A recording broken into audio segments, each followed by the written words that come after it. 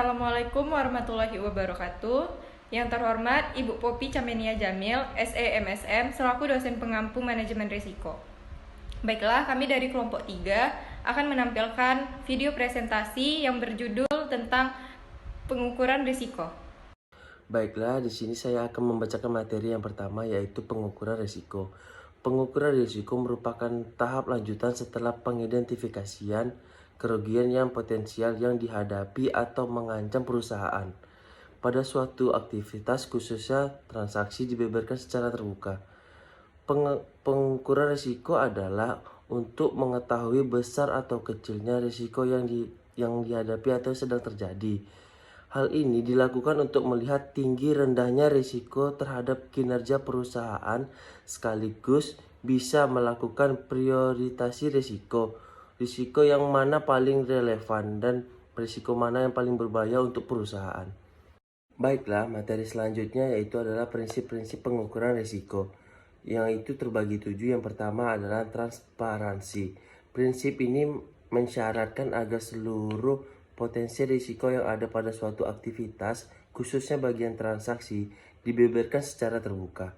Risiko ini tersembunyi atau disembunyikan akan menjadi sumber permasalahan yang sangat besar dan terdefinisi tidak dapat dikelola dengan baik.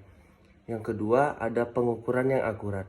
Prinsip ini mewakili sisi sains dari konsep manajemen risiko dan mensyaratkan investasi berkesinambungan untuk berbagai teknik dan alat yang digunakan sebagai syarat dari proses manajemen berisiko yang kuat.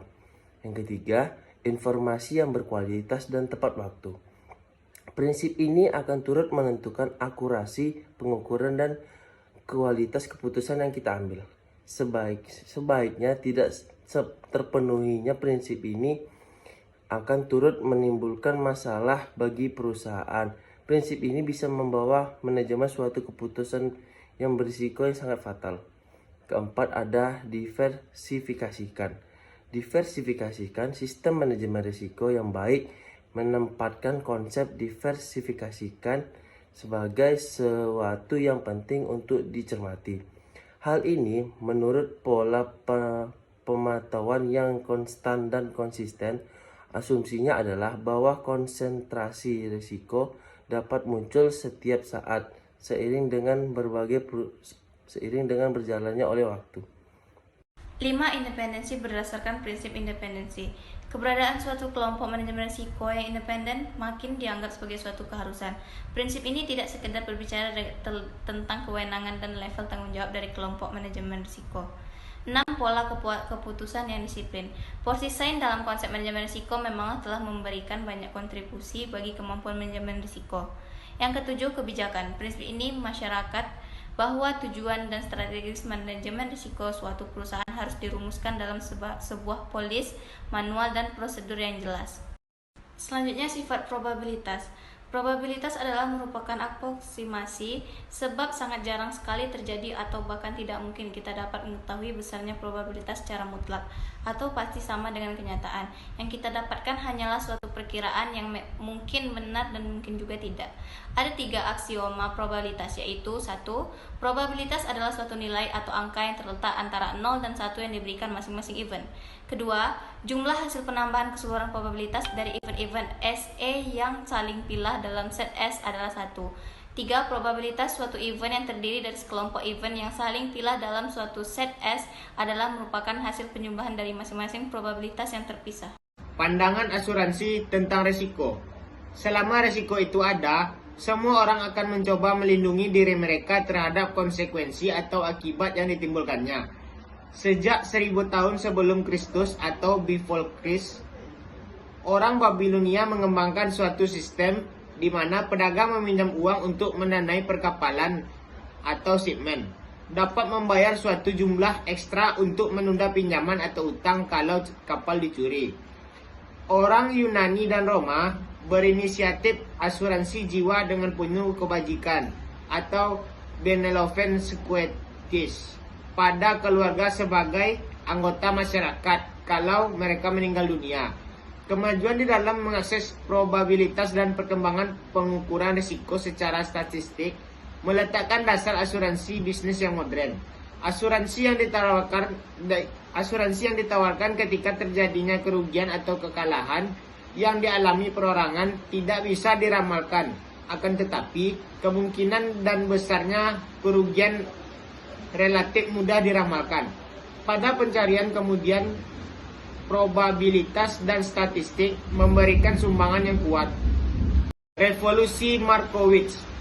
Kepercayaan bahwa diversifikasi menguntungkan para investor sudah diketahui atau dikenal sebelum Hari Markowitz kembali ke perhatiannya pada tahun 1952. Kenyataannya, sebelumnya dari Financial Review dari 1909 menggunakan korelasi antara surat berharga membuat argumentasi bahwa investor harus menyebarluaskan taruhan mereka dan bahwa portofolio yang diversifikasikan akan kurang beresiko daripada menginvestasi di dalam suatu surat berharga individu sementara menghasilkan imbal hasil yang sama.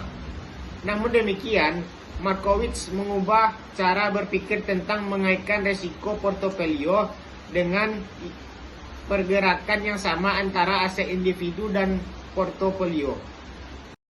Baiklah, selanjutnya saya akan menjelaskan tentang data power, arbitrage, pricing, and multifactor models.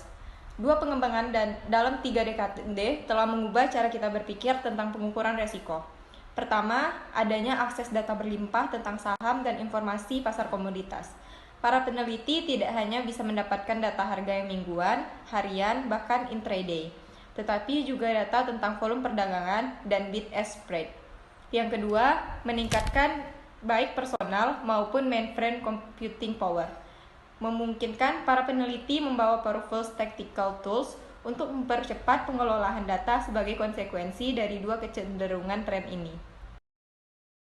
Selanjutnya, evolusi ukuran risiko. Cara kita mengatur risiko telah mengalami evolusi untuk waktu ke waktu, mencerminkan pengembangan dalam statistik dan ekonomi pada salah satu sisi dan tersedianya data pada sisi yang lain. Perlu dicatat bahwa sebagai ukuran risiko yang baru telah berkembang yang lama tidak ditinggalkan. Jadi, walaupun banyak penelitian akademik telah meloncat dengan the probability theory Bonwegen dan perbaikan-perbaikan selanjutnya, masih ada investor yang lebih senang dengan pertimbangan subjektif tentang risiko dan overall risk categories atau saham beresiko dan obligasi tidak. Baiklah, sekian hasil presentasi dari kelompok 3. Lebih dan kurang kami mohon maaf. Semoga bermanfaat bagi teman-teman. Assalamualaikum warahmatullahi wabarakatuh.